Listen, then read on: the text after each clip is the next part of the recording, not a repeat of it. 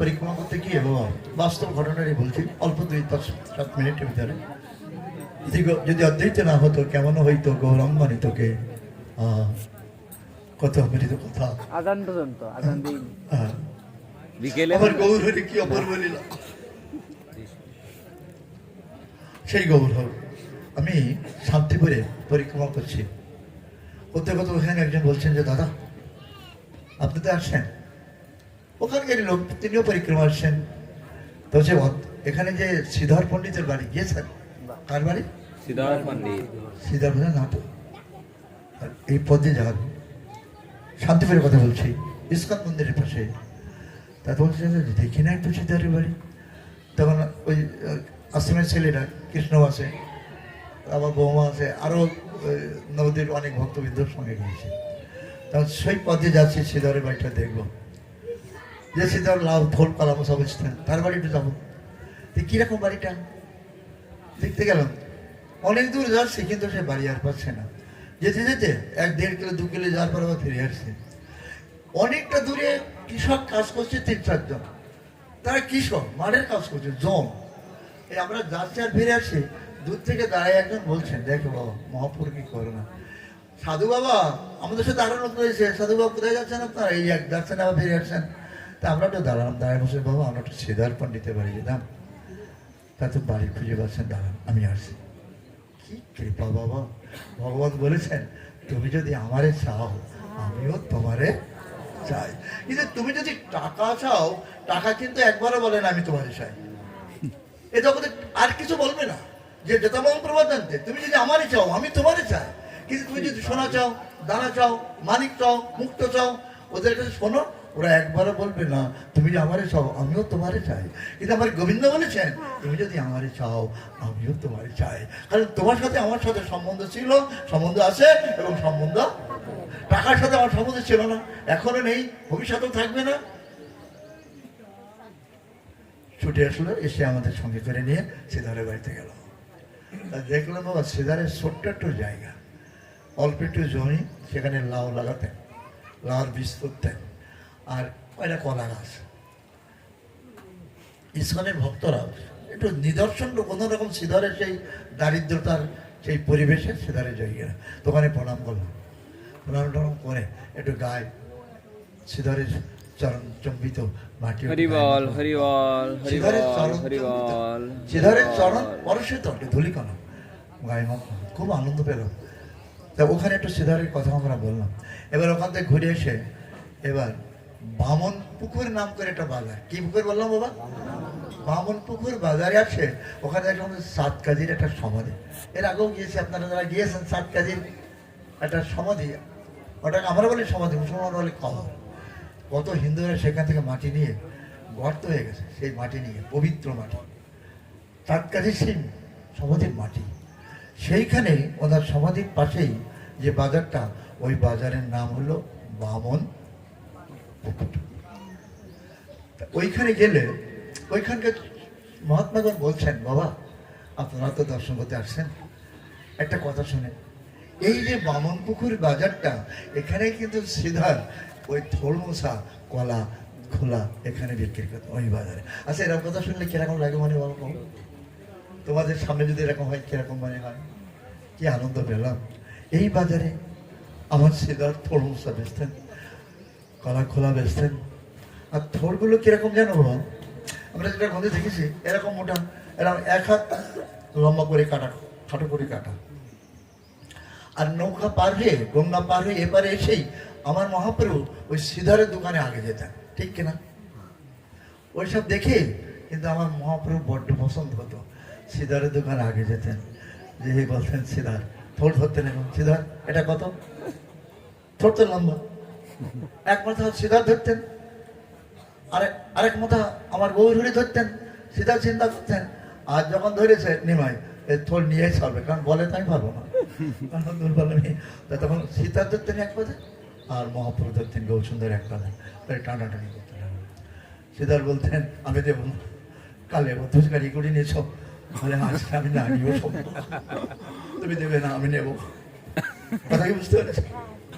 কেন না অভক্তের দ্রব্য আমার ভগবান তাকায়ও দেখে না, আর ভক্তের দ্রব্য ভগবানকে না দিলেও জোর করে কেড়ে কেড়ে ভগবান তিনি গ্রহণ করেন। হরি বল। আমার গৌরী বলছেন আমি চলব না, থলমুসা নিয়ে টানাটানি প্রতিদিন এরকম করে। একদিন শ্রীধরকে বলছেন মহাপ্রভু, শ্রীধর আমি দূর থেকে দেখলাম তুমি আমাকে দেখে গঙ্গা পার হয়ে আসছে, আর দেখলাম তুমি থোড় মুসা কলা খোল সব পিছনের দিকে ছাড়ছ। আচ্ছা বেটা আমি কোন দেরি নাই বলো তো, তুমি পিছনের দিকে সব সময় দেখতে পাই। দেখো শ্রীধর তুমি দোকানদারি বন্ধ করো, তুমি এ ব্যবসা করো না। শোনো তুমি যতদিন এখানে ব্যবসা করবে দোকানদারি করবে আমি ততদিনই তোমার কাছে কেড়ে কেড়ে খাবো, তুমি না দিলেও আমি নেব। তোমার কখনোই আমাকে তুমি বন্ধ করতে পারবে না।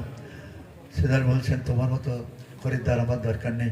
আরে বেটা আমার মতো খরিদ্দার তোমার দরকার নেই এটা ঠিক, কিন্তু তোমার মতো দোকানদারের যে আমার দরকার। আমি তো তোমাকে ত্যাগ করতে পারবো না, তো আমার মতো খরিদ্দার তো কেউ চায় না। শ্রীধর তোমার মতো দোকানদার আমি চাই, আমি আসবো এখানে তোমার এখান থেকে নেব। তার থেকে আমি বলছিলাম শ্রীধর আমি বলছি তুমি ব্যবসা বন্ধ করো, যত তুমি ব্যবসা করবে তত আমার সাথে তোমার এরকম ঝগড়া হবে। তাহলে আমি ব্যবসা বন্ধ করে কি করবো? গৌরী বললেন শ্রীধর তোমার দারিদ্রতার সংসার, তুমি এক কাজ করো রাজার বাড়ি যজমানি করো। তুমি তো ব্রাহ্মণ, কার বাড়ি বাবা যজমানি করতে রাজার বাড়ি যজমানি করলে একদিন যজমানি করলে তোমার যা হবে 6 মাসের অন্ধ হয়ে যাবে, তুমি তাই করো। শ্রীধরের মুখখানা মলিন হয়ে গেল। আমি ব্যবসা বন্ধ হবে, আমার রাজার বাড়ি ব্যবসা করতে হবে, রাজার বাড়ি যজমানি করতে হবে। আর নিমাই পণ্ডিত কখনো আমার ঠোঁট ধরে টানাটানি করবে না। আমার কি এই ব্যবসা বন্ধ করবো বাবা, ওই যে ঠোঁট ধরে টানাটানি করলেও কিন্তু ওর মধ্যে একটা আনন্দ, সেই যে সুখ সে জানে ভক্ত আর ভগবান।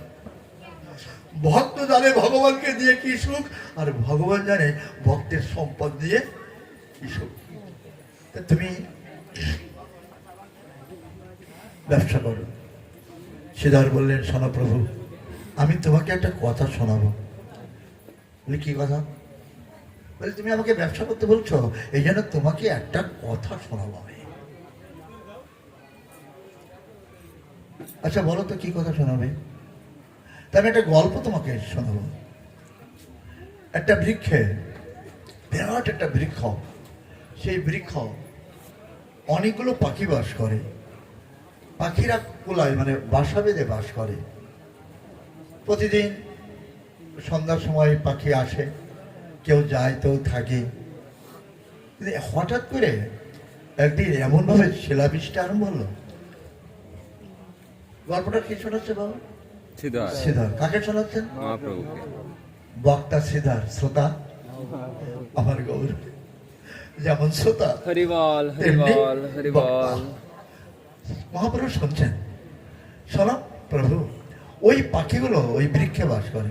একদিন হঠাৎ করে শিলাবৃষ্টি আরম্ভ হয়ে গেল। যেই আরম্ভ হলো সকল পাখিগুলো তারা আশ্রয় নেওয়ার জন্য বৃক্ষ ত্যাগ করে গেল, কারণ বিপদ। তখন গৌরসুধর বসে তারপর কি হলো? শ্রীধর বলে সকল পাখিগুলো আশ্রয় নেওয়ার জন্য ওই গাছ ত্যাগ করে চলে গেল, বৃক্ষ ত্যাগ করে চলে গেল। তারা শ্মশানস্থানে আশ্রয় নিল, বিপদ থেকে মুক্ত হলো। কিন্তু প্রভু একটা পাখি ওই বৃক্ষ ডাল ত্যাগ করল না। একটা পাখি সেই বৃক্ষের ডাল ত্যাগ করল না। সেই কুলায় বৃক্ষের সে বাসায় হঠাৎ করে একটা শিলা খণ্ড একটা ডানার পরে পড়ে, শিলা খণ্ডটা পড়ে ডানাটা ভেঙে মাটিতে পড়ল। এক পাশ রক্ত ঝরঝর করে ঝরছে।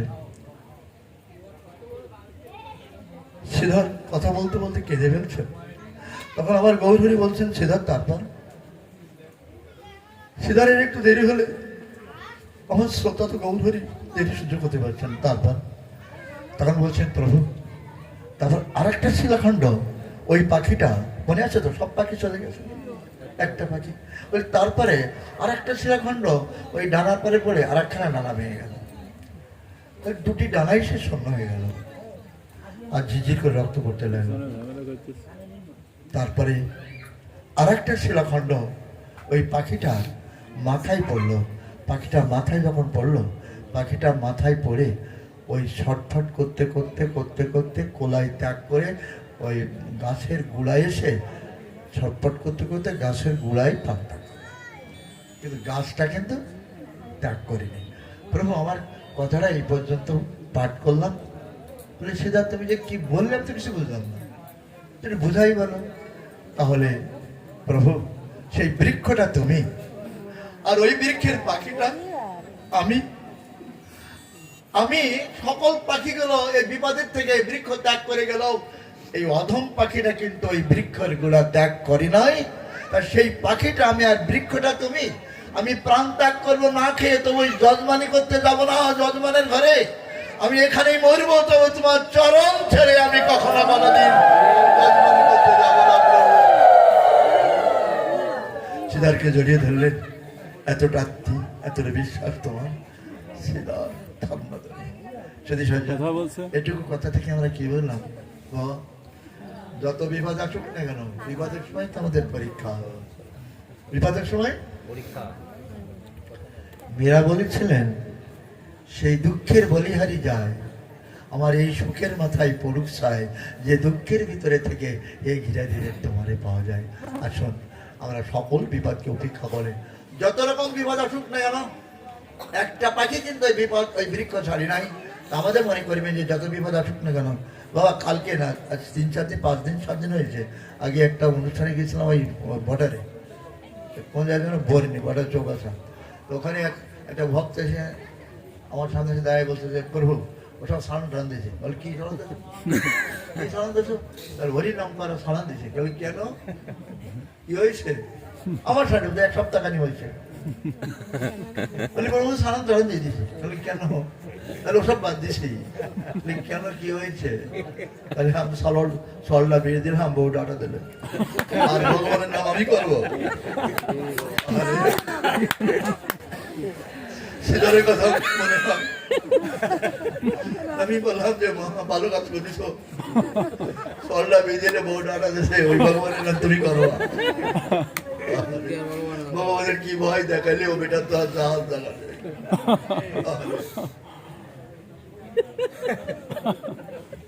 বাস্তব ঘটনা আমি আপনাদের সামনে বলছি। বাবা যত রকম বিপদ আসুক, বিপদকে বরণ করে নিলেই আমার গৌর হরিকে আমরা লাভ করতে পারি। যত বিপদ দাও, যত দুঃখ দাও প্রভু, সব দুঃখই কিন্তু তোমার করুণা, তোমার কৃপা। ভক্তরা কি মনে করে, তুমি আমার দুঃখ দিয়েছো প্রভু, এটাও তোমার কৃপা। সকলে আমাকে নিন্দা করছে, এটাও তোমার কৃপা। সকলের পাক ধুলো আমাকে দিচ্ছে, এটাও তোমার কৃপা। আমার গুরু মহারাজ বলেছিলেন বৃন্দাবনে, বাবা বাবা কখনো পর নিন্দা পর চর্চা করবে না।